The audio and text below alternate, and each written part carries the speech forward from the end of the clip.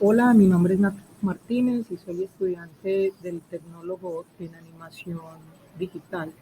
Eh, para la actividad de aprendizaje número 1 de la transversalidad de comunicaciones, vamos a abordar un tema que tiene como nombre la comunicación como expresión humana.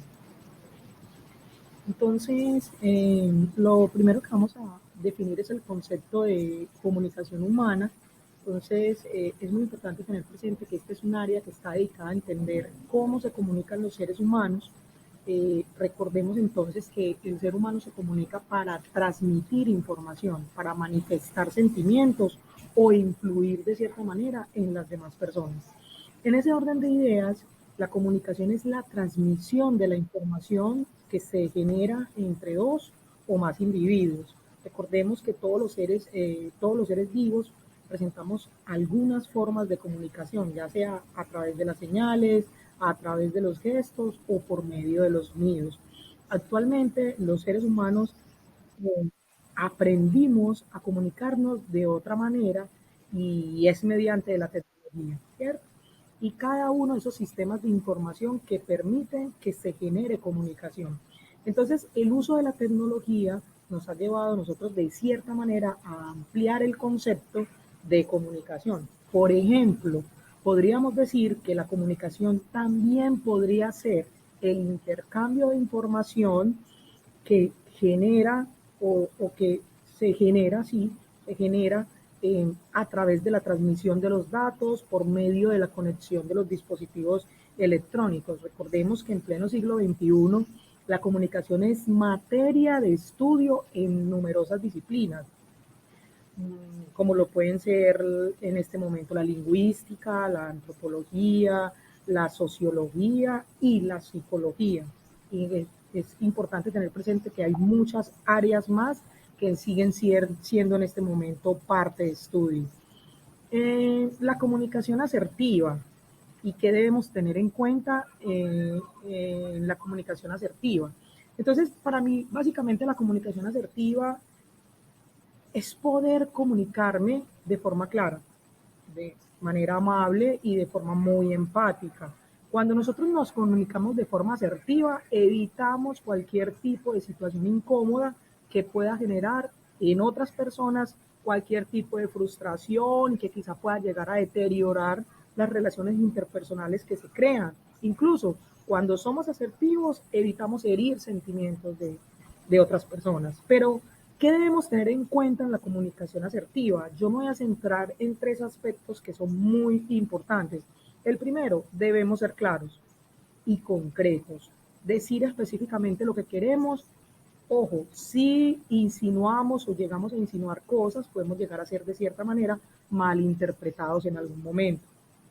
El segundo aspecto es, debemos ser breves.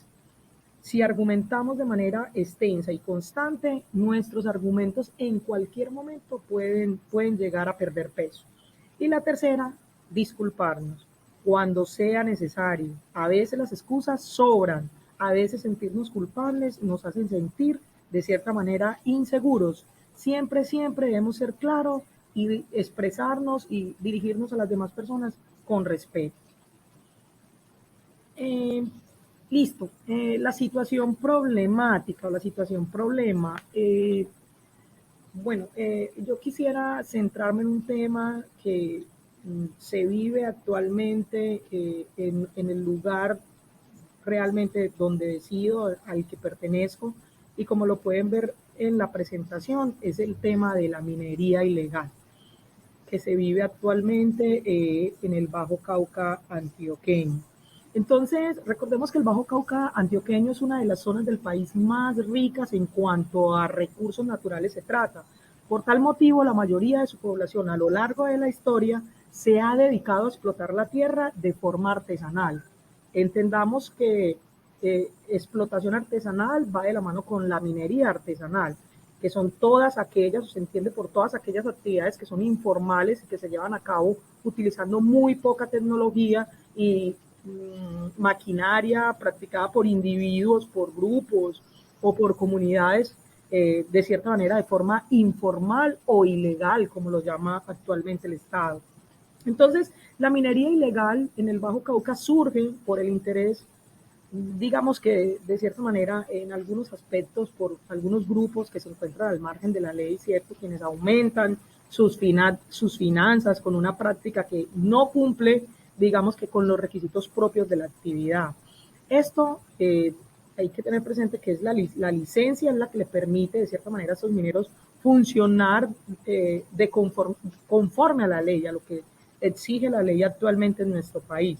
Entonces, de acuerdo con el grupo de diálogo sobre minería en Colombia, la minería ilegal es la que no dispone del correspondiente título minero vigente o de la autorización del titular de la propiedad en la que se realiza y que realmente no cumple con al menos con los requisitos que exige la ley. Eso es lo que se conoce y que tampoco tienen una licencia ambiental, no cumplen con las normas laborales, las normas ambientales, toda esa parte de seguridad y salubridad industrial.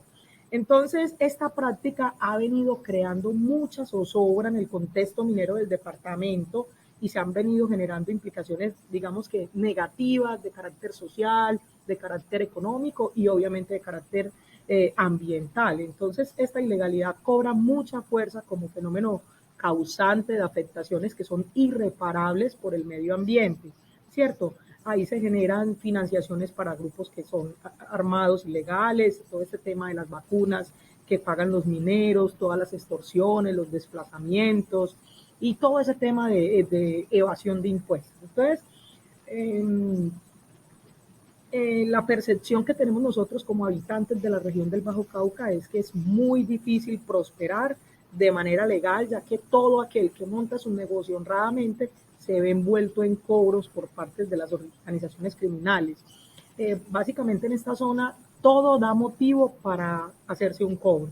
Se cobran extorsiones por negocios en los pueblos, en las fincas del sector y en todo aquello que genera algún tipo de entrada económica para todos aquellos ciudadanos que somos residentes de la zona. Entonces estas extorsiones se hacen con la excusa, digamos que en muchas ocasiones, de brindar seguridad a los negocios, pero no es nada más que una extorsión para beneficiar todo ese tipo de organizaciones criminales y hacer frente a las autoridades o otras bandas rivales.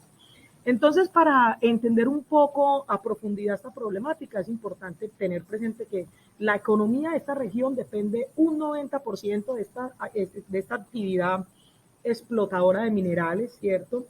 Lo que genera una gran controversia o dilema jurídico, puesto que de un lado mejora la economía de la región, pero del otro está esta práctica que afecta no solo al medio ambiente, sino también la seguridad de nosotros como pobladores, como ciudadanos. Entonces, básicamente quien ve en esta práctica uno de sus sustentos principales, eh, se logra entonces controlar la situación y se vienen exigiendo unas intervenciones más directas por parte del Estado, lo que llegaría a desatar un enfrentamiento entre este grupo de mineros, grupos armados que obviamente operan en la zona, dejando en medio y muy expuestos los daños que se ocasionan para nosotros como población civil, como ciudadanos, quienes terminamos en este momento siendo los más afectados en, en este tipo de práctica minera. Muchas gracias.